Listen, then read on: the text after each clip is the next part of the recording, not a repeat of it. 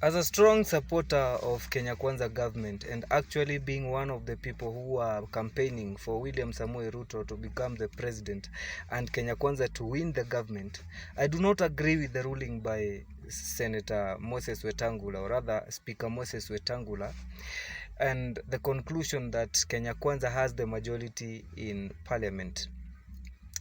Number one, I have two reasons for that. Number one is that Speaker Moses Wetangula was not neutral. He was not impartial. He was already corrupted to rule in favor of the Kenya Kwanza side, which nominated him to become the Speaker of the National Assembly. So there is no way he could let his party down. He could obviously look for ways in which his party would win on his hand, so that the president could give credit to him. And to support that, he is not a judge. Only a judge from a court of law could rule impartially and give a ruling where every party would go convinced that the ruling was fair and it was not corrupted. So Moses Wetangula, for him to rule that case, no.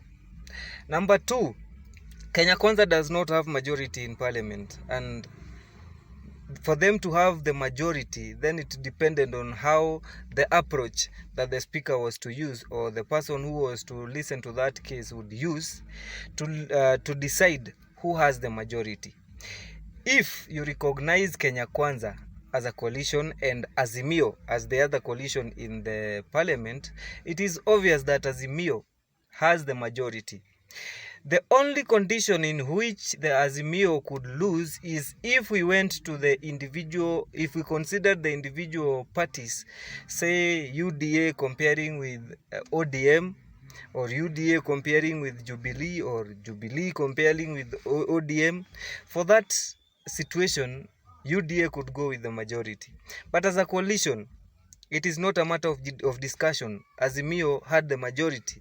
And we cannot say that they did not have the majority because of UDM, a party that was elected under Azimio and then defected after election, breaking the rules. Breaking the rule of parting ways, because in the agreement between Azimio parties that formed that coalition, they agreed that exit could only happen either 3 months into the election or 3 months after election. We are yet to arrive to 3 months after election, so it cannot be legal. The exit by UDM party and the 10 members of the UDM cannot be legalized, and it cannot be legal, and therefore does not affect the numbers in parliament. Whether you are okay or you are not okay, that does not apply. Because if you remember, in the previous administration, when Jubilee was broken into Tanga and Kieleweke, those from Kieleweke could not come out of Jubilee unless they followed what they signed when they were being elected. But in this case, now the same people want to tell us that once they have decided that, once UDM has decided that they are not okay in Azimio, they have the right to make decision on where they want to be, and nobody should force them to be in Azimio.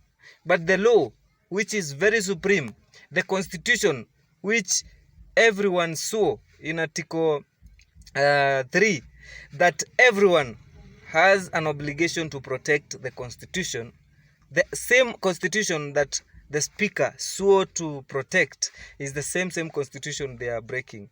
So we cannot support them.